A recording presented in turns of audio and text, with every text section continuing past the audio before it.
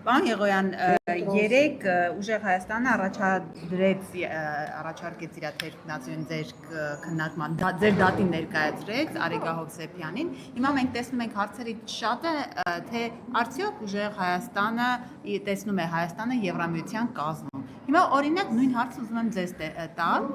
այդպես ձեր պատգամավորներից մեկը հարցրեց, չէ, տեսեք, ասում են, եթե այսօր հանրաքվե լիներ, դուք որ կողմին կքվեարկեիք, մնալ ԵԱՏՄ-ում, թե գնալ ԵՄ։ Այդ հարցին մենք պատասխանել ենք անցած տարի ընդունված օրենքով։ Դա օրենք է, կրկնում եմ։ Այսինքն գնում եք։ Դա օրենք է, կրկնում եմ, դա օրենք է։ Եթե ուզում եք նույնից ասեմ, նույնից կասեմ, իհարկե կքվեարկեինք Եվրամիություն անդամ դառնալու կողմ։ Բայց որպեսզի այդ ձևի հարցեր չծագեն, մենք դա նաև ամրագրել ենք Հայաստանի Հանրապետության օրենքով ընդունված այս դահլիճում, որին կողմ է քվեարկել մեր ֆրակցիան։ Որը անցել է մեր հանձնաժողովը, Եվրոինտեգրալ հարցի հանձնաժողովը, ստացել դրական եզրակացություն, հասել է լիագումարնիստի դահլիճ եւ դահլիճ եւ հիմա ուղիղ չեք ասում, ասում եք մենք այլընտրանք ենք ընտրում։ Նիկոլ Փաշինյանը ինչ ուղիղ չենք ասում, ասեք ասեմ, ինչ որ մենք այո դե Ռուսաստանը դեռ պահանջում է հստակեցում ԵՄ է գնում թե ԵԱՏՄ, դուք ասում եք մենք դեռևս այլընտրանքները փնտրտուքի մեջ ենք։ Բայց կրկնում եմ այդ հարցի պատասխանը, որ այդ հարցի պատասխանը ինչ անենք։ Ինչ օրենք ընդունած գրած է օրենքի մեջ, դրանից ուղիղ էլ ոնց ասենք։ Ես չեմ հասկանում։ Փաշինյանը չի ասում։ Ինչ չի ասում, կարող ես ձեր հարցը չեմ հասկանում։ Իրենք պահանջում են, չէ՞, Ռուսաստանից պահանջում են հանրաքվե։ Չէ, բայց Ռուսաստանը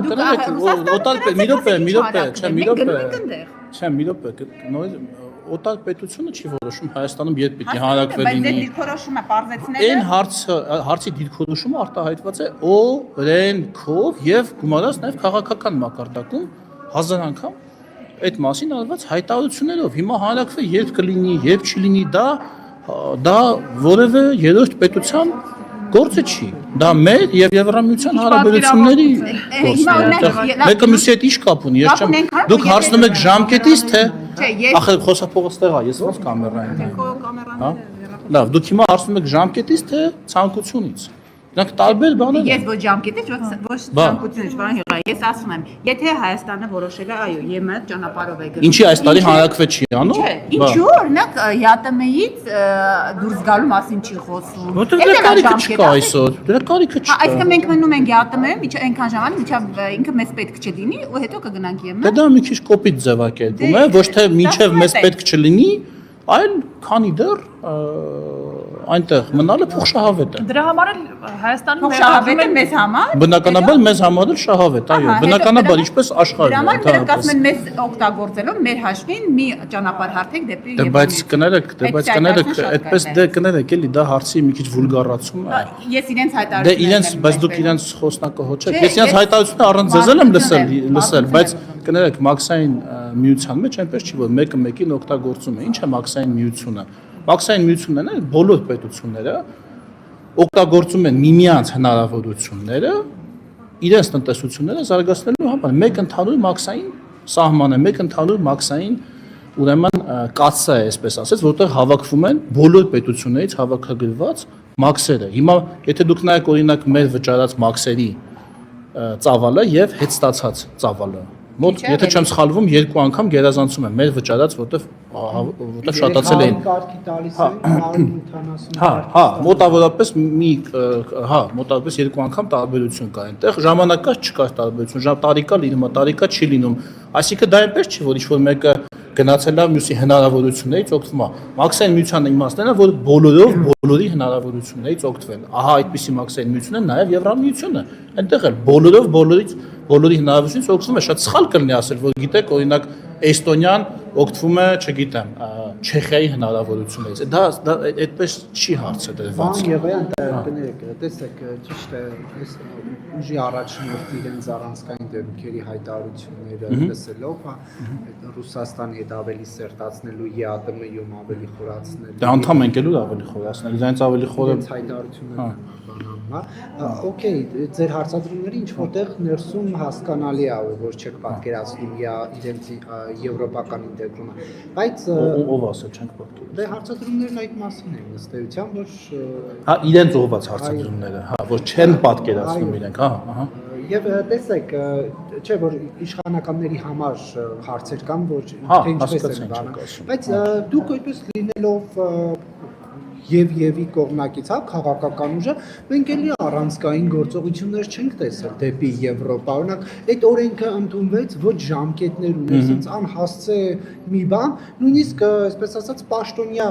չնշանակվեց։ Հիմա կառավարության կառուցվածքը Ինչ պաշտոնյա կնա։ Օրինակ, ակնկալի կար, որ փոխվարչապետ պետք է լինի, որ ոչ Մհեր Գրիգորյանը եւ ԵԱՏՄ-ն չհամակարգի եւ ԵՏՄ-ն չհամակարգի։ Դուք այսպես ինչ որ փոխնախարար գոնե առանձին ակների մեծ մասով չեղավ։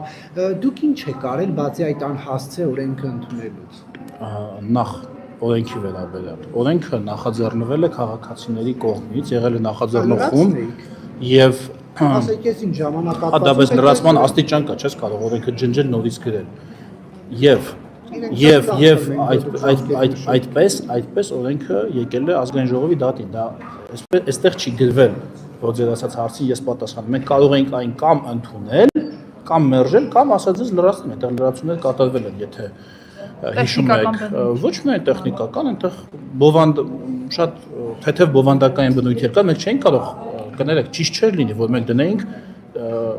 80-90%-ով խմբագրեինք իրանց բերած օրենքը։ Դա ճիշտ չի։ Հիմա ինչ վերաբերում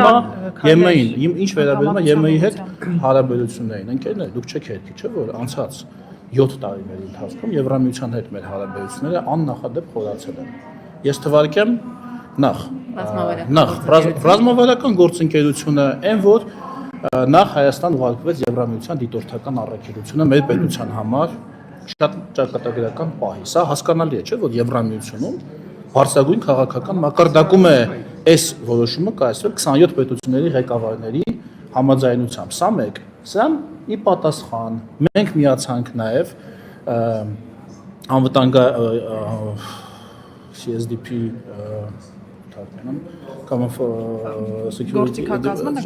CSDP ընդհանուր անվտանգային եւ արտաքին քաղաքականության գործիքների միանալու, իրենց առաքելությունների միանալու, մասնակցելու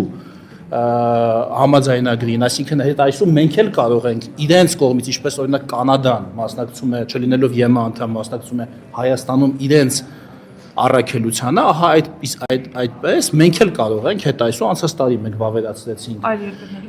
վավերացրեցինք այդ համաձայնագիրը, որ այլ երկրներում մասնակցենք իրենց կողմից իրականացվող առաքելություններին, առևտրաշրջանառությունն է աճել տարիների ընթացքում, ուղղակի ինչու դա դեռ օրինակ, չգիտեմ, չի հասել 20, 30, չգիտեմ, 40%-ի, ինչու, որովհետև զուգահեռաբար ԵԱՏՄ-ում պատերազմից հետո մեր ընդհանուր առևտրաշրջանառությունը մի պահ ահռելի աճեց, այդ թվում նաև ոսկու, ադամանդի եւ այլի ներկրման եւ արտահանման հետևանքով, քանի որ մեր ընդհանուր առևտրաշրջանառությունը շատ մեծ տեմպով աճեց, այդ շրջանառության մեջ Եվրամիության կտորը փոքր էր, մի պահ 6% էր, հետո դարձավ 7%, այսօր արդեն հասել է 12%-ի։ Ինչի հաշվին։ Տարանցիկ երկիր։ Չէ, ասում Եվրամիության հետ բուն բացի են, որ համամասնության մեջ աճեց, բուն ինքն էլ 10 ամեն տարի 10-15%-ի աճ է արձանագրել այն կողմում, ուրեմն Եվրամիության հետ առևտուրը։ Բացի դրանից, քաղաքական երկխոսությունը ասեցի, ստանդարտիզացիայի process-ը, մենք ահռելի մեծ աշխատանք ենք տարել։ Ընկերներ, ես ձեզ մի բան ասեմ, էլի, բազմաթիվ բաներ են տեղի ունեցել օրենսդրական մակարդակում, ենթաօրենսդրական մակարդակում, որոնք բխել են Հայաստան Եվրամիություն գործընկերության համաձայնագրից, որոնք գիտեք, այդքան չի թմբկահարվել եւ սննդի անվտանգության ոլորտում, եւ, չգիտեմ, հանրային դատաիրավական բարեփոխումների հետ կապված Առաջ հետ բերել թմբկահարում եք ԵՄ-ի հետ կապված։ Որովհետեւ դրանք տեխնիկական, մի քիչ գիտեք, դրանք տեխնիկական հարցեր են, օրինակի համար սպառողների շահերի պաշտպանության տեսանկյունից Եվրամիության ստանդարտները իրանք այդպես գիտեք, այդպես մեծ տարերով տրաֆալետային գովազդի ենթարկելու համար չեն։ Իրանք միտված են փոխելու մեր ամենօրյա կյանքը, բարձրացնելու մեր կյանքի որակը եւ բազմաթիվ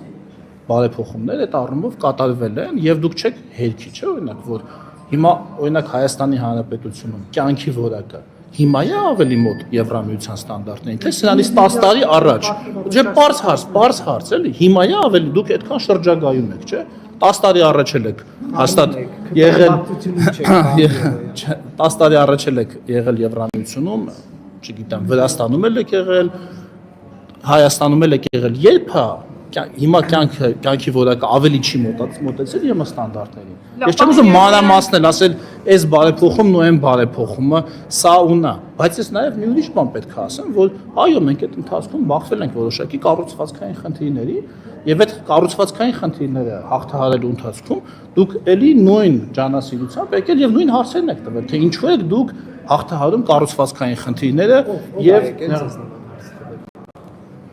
թե ինչու եք Եվրամիության հետ հարաբերությունները խորացնում, ով է ձեզ նման։ Չէ, դուք իմաստը չհասկացաք։ Եվրամիության հետ հարաբերությունը խորացնելու մասին չի հարցը։ Ստանդարտիզացիա ընթացքում, երբ դու դնում ես որոշակի ստանդարտի մակարդակ, այն արտադրողները, որոնք ընկնում են այդ ստանդարտից ներքև, իրենց գործերը վատանում են։ Չէ, իրենց գործերը վատանում են, իրենց բիզնեսը որոշակի նեղվում է, եւ դուք ինչա չեք տվել այդ հարցերը, որ ինչու եք այդ բարձր ստանդարտը դնում, ժամանակ տվեք, այդ ժամանակը տրվել է։ Պարոն Եղոյան, Որոշները օգտվել են, որոշները չեն օգտվել։ Դուք թվարկում եք ձեր այդ Եվրամիության այդ ակտիվ քայլերը, ուժեղ Հայաստանն էլ ասում է մեղադրում է, որ եվրաինտեգրման հանձնաժողովը չի աշխատել ու իրանք հույս ունեն։ Իրանք ուղղակի չգիտեն։ Արդյոք հանձնաժողովը այդ ակտիվացման Ասեք, ընկերներ ջան, իրանք ոչ թե ասում են չի աշխատել, ասում են նիստերն են քիչ եղել։ Իրանք ուղղակի նոր են ազգային ժողովում, իրանք տեղյակ չեն, թե հանձնաժողովների նիստերը ոնց են հրավիրվում։ Հանձնաժողովի նիստը ինչպես ազգային ժողովի լիագումար նիստը ինքը չի հրավիրվում։ Ինքը չի հրավիրվում, ես թողեք ես պատասխանեմ ձեր հարցին։ Չի հրավիրվում հանձնաժողովի նախագահի հայեցողությամբ։ Առավոտը զարթնի հանձնաժողովի նախագահ գրի չաթում, ասի եկեք այսօր մի հատ նիստ անենք։ Պետքա կամ օրինագիծ գա հանձնաժողով, ինչպեսին որ եղել է, կամ միջազգային պայմանագիր վավերացման մասին եզրակացության, ինչպեսին որ եղել է, կամ բյուջեի քննարկում պետք է լինի, կամ կառավարության կատարողականի քննարկում պետք է լինի, կամ հանրային հնչեղության մի այնպիսի հարց լինի, որ հանձնաժողովը համարի, որ դա պետք է հենց բաց տեսախցիկների առջև քննարկվի, այդ դեպքերի համար մենք արել ենք ոչ թե հանձնաժողովի նիստ, այլ 2 անգամ 24 թվականին արել ենք խորհրդարանական լսումներ, երբ այս ձեր ասած օրենքին նախորդող քննարկումներն էին եւ այլ, այսինքն բոլոր 3 պատճառներով էլ մենք երբ եղել է դրա անհրաժեշտությունը, նիստի դեպքում արել ենք նիստ, խորհրդարանական լսումի դեպքում արել ենք լսում։ Հիմա անկախ նայած ով կլինի այդ հանձնաժողովի նախագահը, նիստերի քանակը էականորեն չի փոխվելու, եթե իհարկե ուղակի ձևի համար, չասես տեսախցիկը միացրեք, նիստա, ինչ-որ բան քննարկեն, ինչ-որ բան խոսեն մարդիկ առանց եզրակացության, առանց քվեարկության։ ԵՄ-ի ակտիվ աշխատանք։ Սրան գումարած հանձնաժողովի նախագահը ի պաշտոն է նաև Հայաստան ԵՄ համաձայնագրի կիրարկման միջոցառումներն ապահովող միջգերտեսչական հանձնաժողովի անդամ է, այսինքն ես, այդ հանձնաժողովի անդամ եմ նաև պարոն Խանդանյանը, Մարդույանցի հանձնաժողովի նախագահի պաշտոնակատարը, այնտեղ էլի շատ բուռն քննարկումներ են եղել այն բարեփոխումների շուրջ առանց տեսախցիկների, որոնք որ տարիների ընթացքում իրականացվել են, դա էլ է չէ աշխատանք։ Դրան գումարած խորհրդարանական դիվանագիտություն, դրան գումարած ինչ ասեմ, բազմաթիվ քննարկումներ տեսախցիկներից, որտեղ դա կարիք, հասկանում եք, ամեն քննարկում չի, աշխատանքային, ասենք հարց է ինչ-որ քննարկում, դետալային ինչ-որ դետալների մասին, որոնք հիմա պատմեմ, տեսեք, դուք էլ արդեն սկսեցի մի քանի դետալ ասել, ձեր հետաքրքրությունն էլ կորավ։ Պատկերացրեք ամեն օր այդ աշխատանքային քննարկումները դնել տեսախցիկով, դա չի, դա չի բանը, նպատակը։ Հոգությունը, որ Հայաստանը այս հանձնաժողովի նախագահությունը վերցնելու է եւ տորպեդահարելու է եվրոպական ինտեգրման գործընթացը, փարատվում են եւ Չէ, ոնց են փարատվում, ընդհակառակը, թեկնածուի ելույթից ես ամենևին եւ երկրորդ հարցը հենց թեկնածուի ելույթին էր վերաբերում, պարոն Եղոյան, որպես հանձնաժողովը երկար տարիներ նախագահած պատգամավոր, ինչպես է գնահատում տիկին Արեգա Հովսեփյանի ելույթը, նրան տրված հարցերին տրված պատասխանները, էմոցիան միջից։ Դե տիկին Հովսեփյանը նոր պատգամավոր է, ինքը ակնհայտորեն դեռ պետք է ադապտացվի, հա, այս միջավայրին, բայց նաև տիկին Հովսեփյանը պիտի ասեմ, որ մի քիչ այդքան էլ լավ չի պատկերացնում, թե ինչ է իրենից ներկայացնում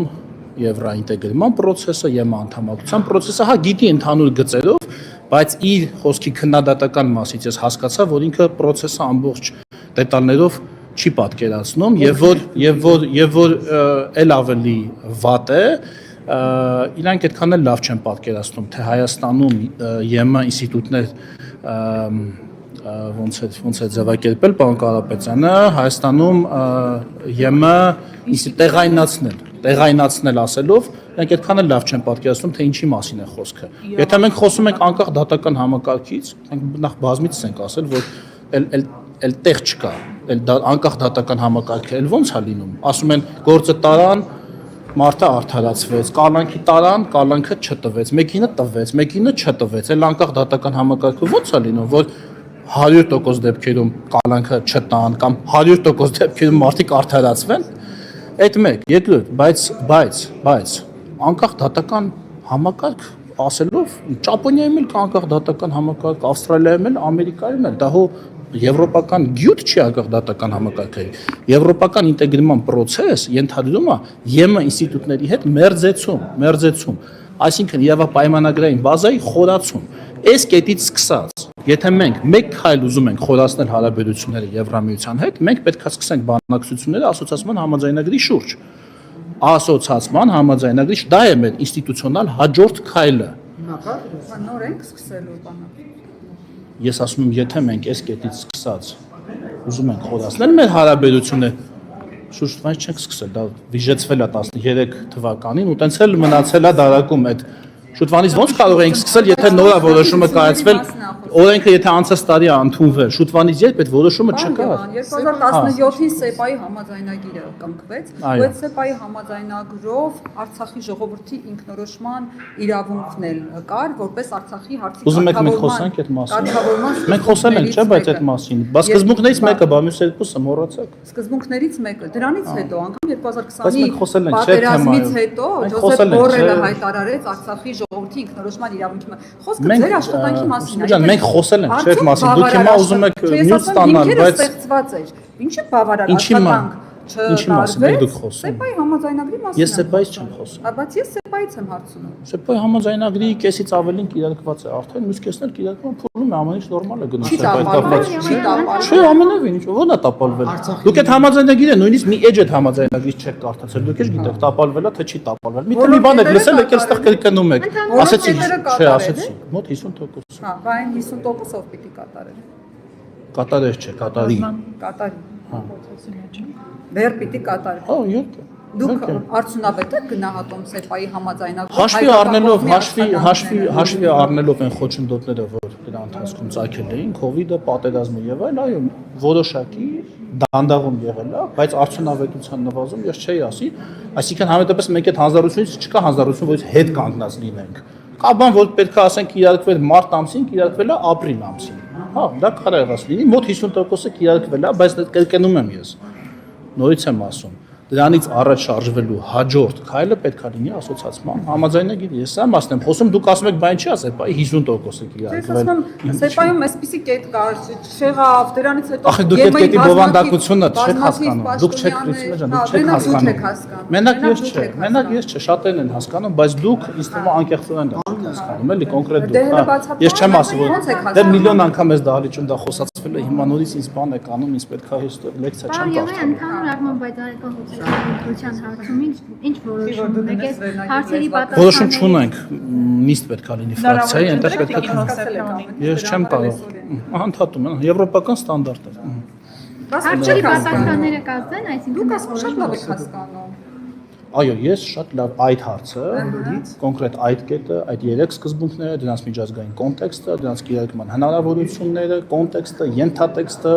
այնտեղ ներգրավված ուժերի նպատակները եւ հնարավորությունները ես հասկանում եմ շատ լավ, իսկ դուք չեք հասկանում ընդհանրապես, որ հասկանայիք, կիմանայիք, որ թե ինչա տեղի ունեցել։ Դրա մասին միլիոն անգամ խոսացվել է։ Ինչ վերաբերում է որոշմանն հնարավոր է, որ չընտրեք։ Դուք ձեր մաշկի վրա զգում եք տեղի ունեցածի հետևանքները, դուք չեք զգում թե ինչա տեղի ունեցել, որովհետև դուք չեք գիտակցում մեխանիզմը ոնց է աշխատել։ Դուք այդ մեխանիզմի դետալների աշխատանքը չեք հասկանում, դուք չեք պատկերացնում, թե ոնց են աշխատում միջազգային հարաբերությունները, որ գրած բառը ինչ է նշանակում այնտեղ, եւ ինչ խոսքեր կարող են լավ աշխատել, որ ավելի լավ հետևանքներ լինեին մեր վրա։ Այդ հարցում ավելի լավ հետևանք չեք կարող։ Դատապարտված են։ Այդ հարցում, ձեր նշած հարցում։ Այդ էլ է գնահատական։ Այլ հարց է։ Միլիոն անգամ է դրվել այդ գնահատականը, միլիոն անգամ խոսացվել է, էլի ես չգիտեմ, դուք ուրիշ նյութ չունեք սարքելու։ Ուզում եք կամ ինչ-որ սկանդալային բան ասեմ, նյութ տակ ես։ Կանավեճի ավերածը ընտրում եմ։ Այնքան նյութ ունենք։ Պարիցետը պահեք, Գալիս եք այդ նյութը։ Դե եթե պակաս լինի, ասեք կտա։ Հնարավոր է, որ Տիկին Հովսեփյանի կողմ չքվեարկեք այլ տեխնոլոգիաների որոշումները կայացվում են ֆրակցիայում։ Ես ասեմ ոնց է կայացվում, էլի որոշումը։ Ֆրակցիան կազմված է 64 падգամավորից, ֆրակցիայի որոշումները կայացվում են պարզ չի կարելի էլի, դա ասենք դա ասում եմ, ես խոսում եմ էլի, ֆրակցիայում որոշումները այն որոշումները, որոնք որ պետք է կայացվեն ֆրակցիայում, կայացվում են ֆրակցիայում։ Այն որոշումները, որոնք որ պետք է կայացվեն վարչությունում, կայացվում են վարչությունում, որի անդամ է Նիկոլ Փաշինյանը։ Այն որոշումները, որը որ կայացնում է վարչապետը, կայացնում է վարչապետը։ Շատ բարձ։ Ֆրակցիայում քննարկվում է եւ քվեարկության է դրվում ձայների բարձ, ամենևին բարձ մեծամասնությամբ։ Ես չեմ կարող ասել, թե ով ինչպես կքվեարկի ձայների ինչ հարաբերակցություն կլինի։ Շատ բարձ, դուք իմ կարծիքն եք հարցնում, ես անձամբ իմ կարծիքը թույլ տվեք այս բանը չասել։ Կան եթե ֆրակցիայում ասեմ, հա։ Շնորհակալ։ Տեղեկություններ կան, որ այն 13 հոգին, որ ընտրվել է եւ արդեն Խարանը 13? Այո, որ իջարկեցին Արամ Վարդևանյանի օգտին։ Հա, Եվ Խարանը արդեն այսպես Ինչ Խարան։ այդպես են հիմա խոսում քաղաքական կուլիսներում արժի միջանցքում, որ այդ 13 հոգին, քան որ արդեն թիրախավորվել է, այնպես անել, որ այդ նույն 13-ը էլի կան, ապահովեմ ընդդիմության համար պակասող ձայները։ ոչ մի տարբերություն չկա, թե ով կընտրի ընդդիմության տեխնացուին որոշումը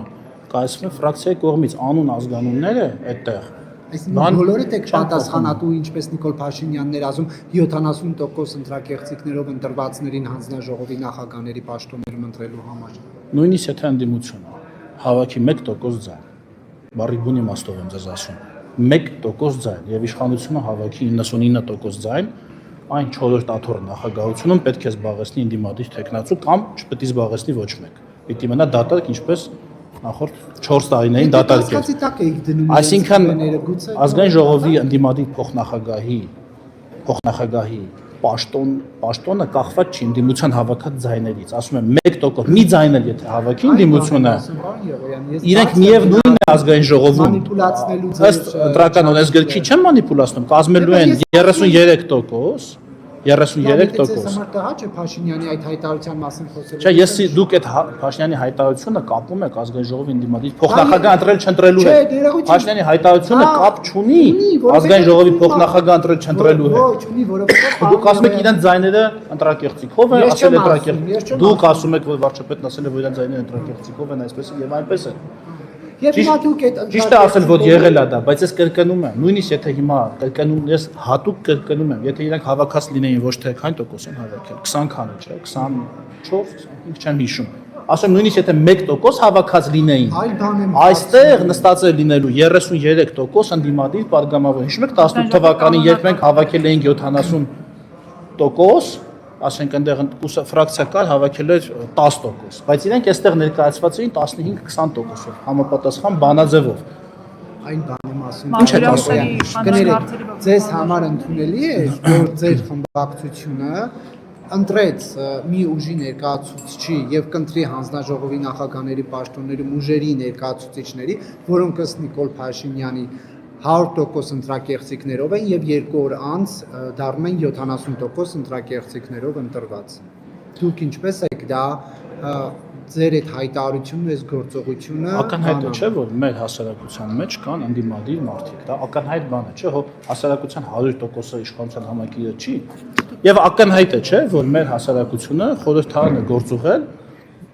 որոշ ընդդիմադիր ուժերի։ Ակնհայտ է, չէ՞ դա։ Եվ օրենքն ասում է, որ ընդդիմադիր ուժերը պետք է առաջադրեն փոխնախագահի տեխնացու։ Հիմա դուք ինձ ինչ եք ասում։ Ասում եմ, որ դուք ես չեմ հասկանում, ասում եմ մի ձայն էլ լինի, մեկ ձայն էլ որ ստացած լինի։ Էլի այդ տեղին յակ պետք է մարտա։ Եթե միայն Արամ Վարդևանյանը ինքը ընտրած լիներ, ուժեղ Հայաստան կուսակցության մեկ ձայն ստացած լիներ, եւ 99.99 ստացած լիներ ԿՊ-ն, միևնույնն է, ուժեղ Հայաստան ֆրակցիան էլի բաղկացած է լինելու 20 քանի падգամավորից։ Եվ իրանք էին իրավունք ունենալու առաջարկելու այդ միտքը։ Պարզ բան եմ ես ձեզ ասում, դուք ասում եք ընդունելի է։ Ներողություն, հարցը շատ Եթե այդ մի տոկոսը, ինչպես Նիկոլ Փաշինյանն է ասում, ընտրակեղծիքներով է ձևավորվել, ձեզ համար ընդունելի է ազգային ժողովի կանոնակարգի պահանջը։ Մի տոկոսը ընտրակեղծիքներով չի, այդ մի տոկոսը խոսքը իրաց թվի մասին է։ Եթե մի տոկոս աուտենտիկ ձայն իհարկե իրանք կարող է եւ ունենան։ Հա, այսինքն օրինակի համար հիմա 100%-ով էլ չեք համարում։ Մենք քաղաքականությունից ենք խոսում, ոչ թե մաթեմատիկայից։ Դուք ասված ամեն ինչ, սա քվանտային մեխանիկա չի, բառացի տենց ֆիզիկական իմաստով մարդկանց բերանից դուրս եկած դուք լուրջ մոտեցեք, բայց քաղաքականության մեջ բառերը կարող են ունենալ տարածական մեկնաբանություն։ Դուք հասկացեք վարչապետի ասածներից, որ մեծապես ընտրակաշառքով ստացած։ Դուք տենց հասկացեք։ Ոչ թե հասկացեք, նենց որ բոլոր 360,000 Երևի 100% ասել։ Պարոն Եղոյան, իսկ Եվրամիությունից իսկ եթե մի տոկոս կեղծիքով ընտրված լիներ ազգային ժողովը մեկը դներ։ Ընկերներ, գոյություն ունի իրավական գնահատական եւ գոյություն ունի քաղաքական գնահատական։ Քաղաքական ուժերը կարող են քաղաքական գնահատականներ տալ։ Այն գնահատականը, որը կուզենան, բայց քաղաքական ուժերը չեն կարող ասել, դե քանի որ ես տալիս եմ այսպիսի քաղաքական գնահատական, այդ դրա հետևանքով ընդդիմադիր տեխնացուին չեմ ընտրում ազգային ժողովի փոխնախագահ։ Այդպես չի լինում։ ԵԱՏՄ-ից Ռուսաստանի Դաշնությունից ուլտիմատում հնչում է կողմնորոշվեք մնում եք ԵԱՏՄ-ում, թե դուրս եք գալիս։ Ինձ հետաքրքիր է Եվրոպական միությունից կան արձագանքներ Ռուսաստանի Դաշնության կողմից հնչող այդ ուլտիմատումների վերաբերյալ եւ ընդհանրապես Եվրամիության կողմից կա մեզ շտապեցնելու հարց չկա, Եվրամիությունը որևէ մեկին չի շտապ։ Ամենևին շտապեցնելու process չկա, Եվրամիությունը ընդհանրապես որևէ մեկին չի շտապեցնում։ Մենք ենք ցանկություն հայտնել, զերտացնել հարաբերությունները եւ իրենք ամեն կերպ մեզ աջակցում են այդ հարցում։ Իրենք շտապեցնելու հարց չկա, հարաբերությունները խորանում են։ Իսկ օրգանիկ ձևով գործելավոճին ուլտիմատումին կողմնորոշվեք մնում եք թե գնում եք Դե պատասխանում ենք դրան եւ այդ մասին խոսակցություն չի եղել, չէ։ Եվրամիությունը այդ ոճի խոսակցություն չի տանում, կներեք։ Իմ գործընկերոջ հարցին Արցախի ժողովրդի ինքնորոշման իրավունքի սկզբունքն ասում, դուք ասում բայ մնացած երկուսը, բայց ասում է այս սկզբունքը, որը որ ձեր ընտրել է Հայաստանին, դա դնում եք լիքով, դա հասկանում Մենք այդ մասին խոսացել ենք, չէ, չի ստացվում։ Չէ, չի ստացվում։ Ես ձեզ խորհուրդ չեմ լսելու ես ձեր հարցը, արդեն լսեցին, չեք ասում։ Դուք չեք ես ձեզ էլ եմ հիմա նույնը ասում։ Դուք այդ երեք սկզբունքների աշխատանքը մի մեխանիզմի մեջ չեք պատկերացնում։ Այդ երեք սկզբունքները մի մեխանիզմ են։ Ինչպես ավտոմեքենայի շարժիչն է մեխանիզմ, դուք ոնց որ ավտոմեքենայից չեք կարող շարժիչից մի կտորը հանել, ասել ես այս կտորն եմ տանում շարժիչի։ Ինձ ձեռնտու կտորը, ասենք թե Porsche-ին մի վայրկյան։ Չգերադասվեց, իրանք միասին են աշխատում։ Ինչպես ավտոմեքենայի շարժիչը, իրանք միասին են աշխատում։ Ո՞նց աշխատեց մեր սկզբունքը, որը մեզ է։ Այդ մասին խոսացվել եմ միլիոն Да, самым интересным.